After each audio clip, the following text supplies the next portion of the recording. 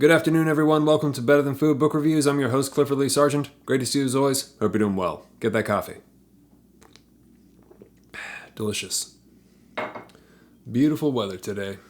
Today is Coming Through Slaughter by the Canadian poet and novelist Michael Ondaatje, published in 1976. This was a kind gift from Gareth. Gareth, I really like the note that you wrote that came along with the book. Gareth wrote, "A sorcerer of beautiful and visceral prose, and funny, just in case the former description sounded overripe. Of course, you may think it's tripe, but then you can give the book to someone who annoys you. It's almost poetry. Thank you very much, Gareth. I really appreciate it." Also, one of the executive producers of this review was Alex Petian. Thank you very much, Alex. Really appreciate it. If you'd like to become an executive producer of the show, my Patreon link is below, and thank you very much. Michael Ondaatje is a contemporary poet and novelist who was born in Ceylon, which is now called Sri Lanka. He's best known for his 1992 novel, The English Patient, which I haven't read. I haven't seen the film adaptation either. I've been aware of Ondaatje for some time, but this is the first book by him I've read. Steve Earle, the musician, has a blurb on the back of this book that simply says, "My favorite book." I'm a big fan of Earle's song, "Meet Me in the Alleyway." That's like one of my favorite songs, so I was kind of sold. Last weekend I stayed in New Orleans, an incredible, swampy cultural cauldron older than the country itself, built out of millions of stories, cemeteries everywhere, tons of history. There's nowhere else on earth like it. Debauchery, death, food, voodoo, and jazz. I'm shocked that, being a fan of jazz, I'd never heard the story of Buddy Bolden. If we could point at a singular figure who, more than any other, is responsible for the beautiful creation that we call jazz, that man was named Charles Buddy Bolden, a cornetist and the subject of this book. They called him King Bolden. Coming Through Slaughter is a poetic, experimentally structured historical fiction novel. It's a disjointed, episodic, fictional retelling of the incredible but chaotic short life of Buddy Bolden, this mysterious New Orleans jazz pioneer who, after becoming locally famous, had a public mental breakdown while playing in a parade in 1906 and spent the rest of his life in a mental institution in Jackson, Louisiana. True story. Truly sad story. I really hope you aren't going through anything like Buddy Bolden did, but it is a tough time for mental health, no doubt about it. Life can get overwhelming, and sometimes we all need someone to talk to, whether it's about work or relationships or just the daily grind. That's why I'd like to tell you about the sponsor of today's video, BetterHelp. BetterHelp's mission is to make finding therapy more affordable and accessible, which is helpful because finding the right therapist in person could be challenging given the limited options in your area. But unlike many things these days, they make finding a therapist easy because it's online, it's remote, and by filling out a few questions online, BetterHelp can match you with a therapist in as little as just a few days. And it's easy to get matched with a therapist. There's a link below in the description. It's betterhelp.com/BTF. Clicking on that link helps support the show, but it also gets you 10% off your first month with BetterHelp, so you can try them out and see if it works for you. And I sincerely hope it does. And because finding the right therapist is a little like dating, if you don't initially fit with your therapist, which is a common thing in therapy, you can switch to a new therapist at any time at no additional cost, without having to worry about health insurance or who's in your network or anything like that. All good there. So if you're struggling right now, and let's face it, who isn't? Please consider online therapy with BetterHelp. And thanks to BetterHelp for sponsoring the show. So Ondaatje's idea seems to have been, and he does this literally in the climax, to write a book portraying the birth of jazz as a visceral, physical scream of emotion transmuted through brass. As Ondaatje tells us, Bolden played loud. Boldly, right? And Ondaatje seems to be emphasizing this volume of Bolden as a kind of existential rage against the inevitability of insanity and death. A passionate rage against being swallowed by history. I think Ondaatje mentions this in the book. Bolden's method was improvisational. He never wrote any music because his band members couldn't read or write it. And this all took place before jazz was recorded, right? So much of what is known about Bolden comes from oral history. I like to think that American jazz began like this, spontaneously. I'm sure it's more complicated than that, but it's a romantic idea. Changing the world of music on the spot. Ondaatje's book is impressive for that because he's taken, he's gathered all these sources and constructed this narrative about him. It's embellished, of course, but the project itself is very impressive. There are many things we don't know, and that is one of the major things Ondaatje is focusing on in this book. Lives and memory lost in time. Knowledge that can never be restored. The history of jazz and Bolden's mind disappeared. It's like that line from Myring's The Golem, which I reviewed recently, which is, "Memory and knowledge are the same thing.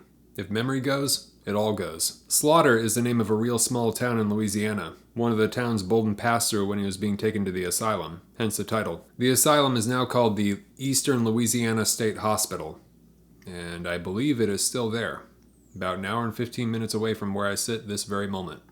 I have not visited. Richard Avedon actually did some very interesting pictures in the 60s of the inmates there, and by interesting I mean horrific. Very well done, but really, it's heavy stuff.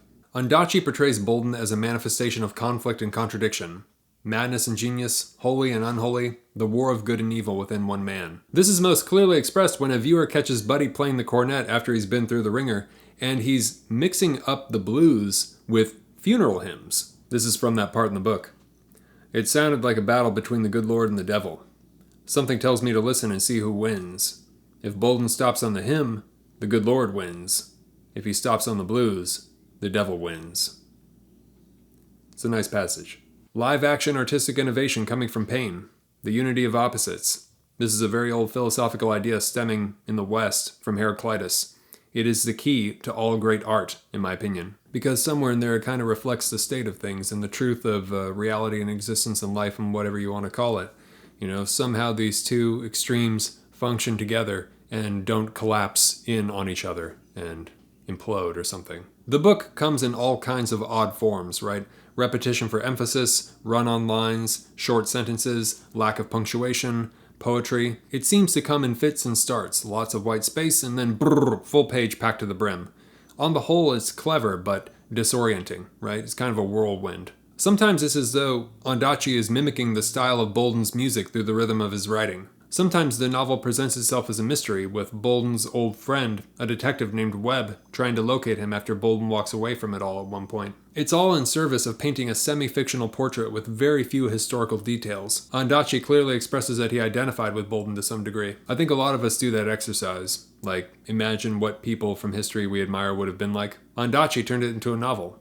Smart move. Though taking place in the early 1900s, this book has a lot of the dark grittiness of the 70s in which it was written. There are some wild and dark historical details about New Orleans, with the bits about Storyville, the red light district that now no longer exists.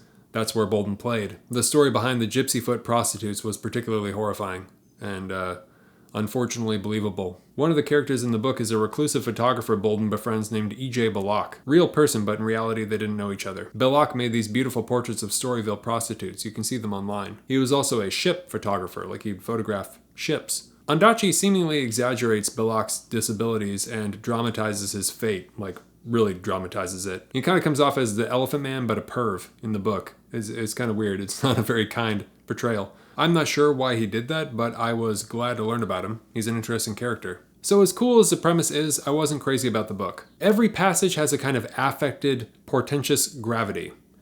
Many authors do this. Sometimes it works for me, others not. This time it did not. The weight seemed premature.